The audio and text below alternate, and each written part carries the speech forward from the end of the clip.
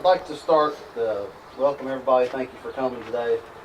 For those who don't know me, I'm Roger Mootersbaugh. I'm the first assistant chief here at Sharon Fire Dept. The reason why we're here today is to recognize a member of our community and their effort at a recent fire at their home. On Friday, March the 1st, 2024, just before 5 a.m., the Nicely family was asleep at their home on Nicelytown Road. The oldest son, Carter, who slept on the main level of the home, woke up to an abnormal amount of heat in his bedroom. He got up to turn a fan on and would not cut on. He noticed what appeared to be light outside of his bedroom and thought he might have overslept for school. He went out into the main living area of the home and immediately noticed that something was not right. He discovered the front porch area of his house was on fire and immediately alerted his parents, who were asleep upstairs. Carter's father, Anthony, came downstairs to confirm that the house was on fire and instructed Carter to call 911. At 5:04 a.m., the Sharon Fire Department, along with the automatic aid departments from Clifton Forge, Iron Gate, and Sharon, were dispatched to the Nicely residence. Myself, living 2 doors down from the Nicely's, was the first on the scene and was able to mark the incident as a working fire and set a plan into motion. Arrived on the scene at 5:06 to confirm that everyone was out of the house and accounted for was uninjured. The first apparatus from Sharon arrived and had hose lines stretched with water on the fire within 11 minutes of receiving the call.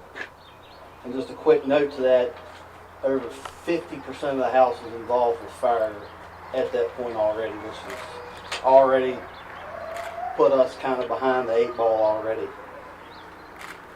So the purpose of today is to award Carter Nicely, who's standing out here, with a Lifesaving award. This is a prestigious award that has only been given out by the Sharon Fire Department on one other occasion. I feel like without his situational awareness and what he learned from fire prevention programs as a child, his family may have had a very different fate that day. Today, Carter, the Sharon Fire Department thanks you for your efforts at your home on March 1st.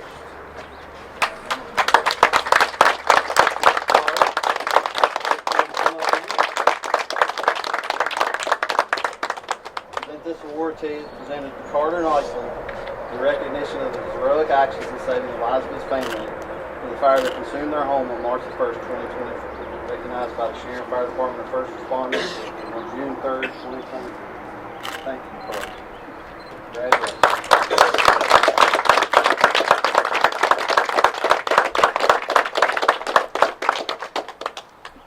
Anything you'd like to say?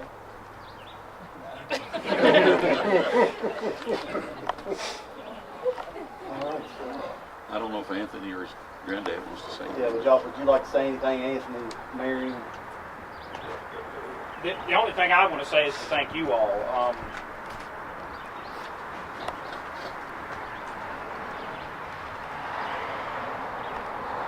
We appreciate all your efforts. And obviously we're thankful for Carter and what he did, but for you all to get there that quick, we're thankful for it. Yeah. Thank all of you all. That night, I mentioned to your wife that when I came across and the fire, the house was fully engulfed, and I could see Kristen and Anthony and Brody was out. And I mentioned to her, that a lot of people just see a burning house, but I seen God's grace. So we want to make sure we thank the Lord that night that He was there and He brought them up safely. And again, thank you so much to the fire department for all that you do for our community. Thank you.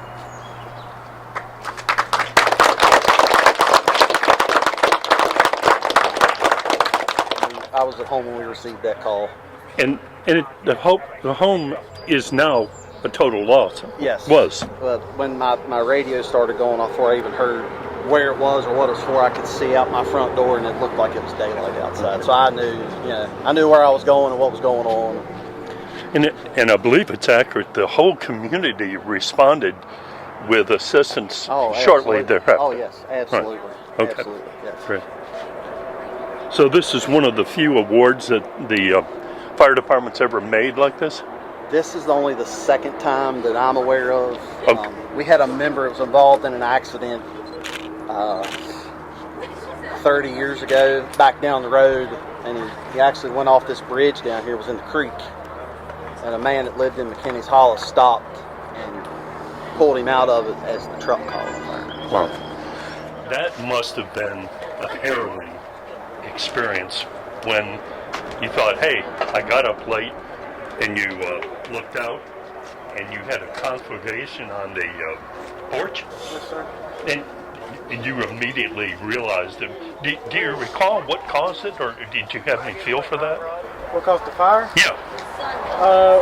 We don't really know what caused it. The fire marshal said it was electrical. Okay. But I mean, it was already going so fast that we never really got to figure out what started it. But your first reaction was, boom, let's get a hold of Dad and get everybody out of the house now. Get the family out of the house and make sure everything's safe. Well, whatever you did sounds to me like it could have saved lives, and you had, what, almost an immediate response from the Sharon Fire Department? Yes, it was amazing how fast they got there. It was something else. Great. Thank you very much. It's been difficult at times moving into new houses, and we have nothing, so getting all their stuff back. But I was just glad that everybody got out of the house. That's all that mattered. The stuff that you can't replace, we got out of the house. That's all that really mattered to me. Obviously today, you're getting a life-saving award. It was mentioned that only one person, at least as much as they can recall, only one person has ever gotten this reward from this fire department. Just kind of what's your initial reaction to that? How are you feeling? I'm honored. I'm surprised. I had no idea what was going on when I got here. But no, I'm just honored to be able to receive such an award. What did you learn from this experience that you have maybe told friends about, or just colleagues, work friends, I mean anything? I mean, just how much has your life changed since going through this? Don't take things for granted. You never know what tomorrow brings. You never know what will happen tomorrow. So just always never take things for granted. I've been here just through the community, just people coming up and saying, like, you're such an upstanding kid. You're so grateful for what you have and everything like that. Just what does it mean to you to know that there's this much support to you and your family through these trying times? This community has been outstanding for us. I mean, we're so blessed to have such a community behind us and supporting us through these hard times. We really try to focus on our fire prevention programs, within the school system, as well as the other departments in the county here. But we take a lot of pride in going to our school, going to community events, and doing some things. And he came up through the school that we go to and teach this every year. And we always had a lot of good positive feedback from parents, kids, the teachers. And then when we have cases like this, when people have their own emergencies, that they have taken things that they learned and applied it to that emergency. I firmly believe that if he would have not woken up when he did, we would be having a very different conversation today. Very, very different. Because, like I'd said, within less than 5 minutes of him calling 911, I was standing in their front yard, and the entire living area of that home was consumed in flames. So, I mean, it would have been a much more grim outcome than what it was. He very well had a significant impact of what the outcome of that situation very well could have been. So, and we felt that was deserving, very much deserving of this.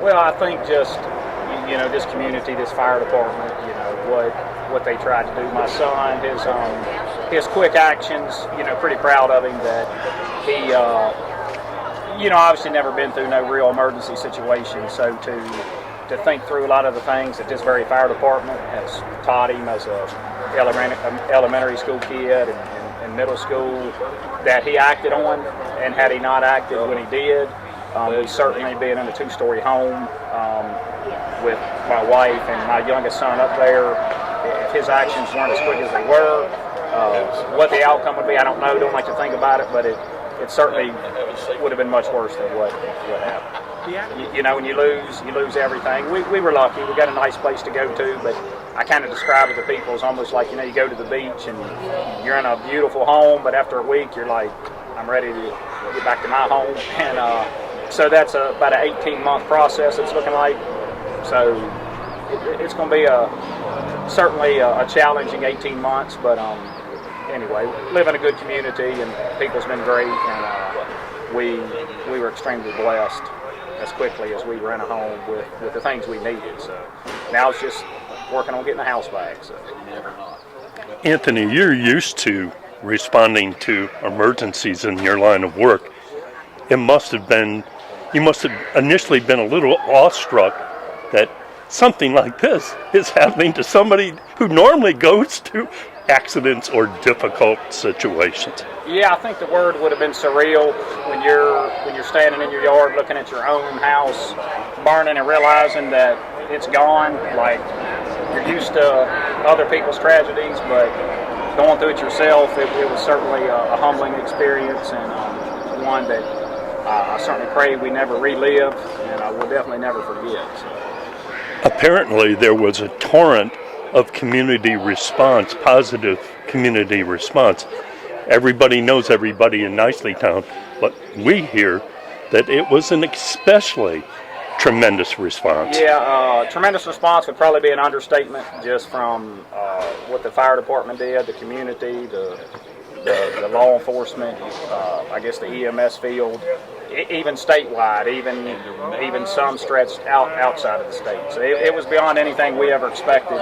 On March the 1st, when we lost our home, we were not expecting the kind of support we got immediately, and still going. So yeah, pretty awesome.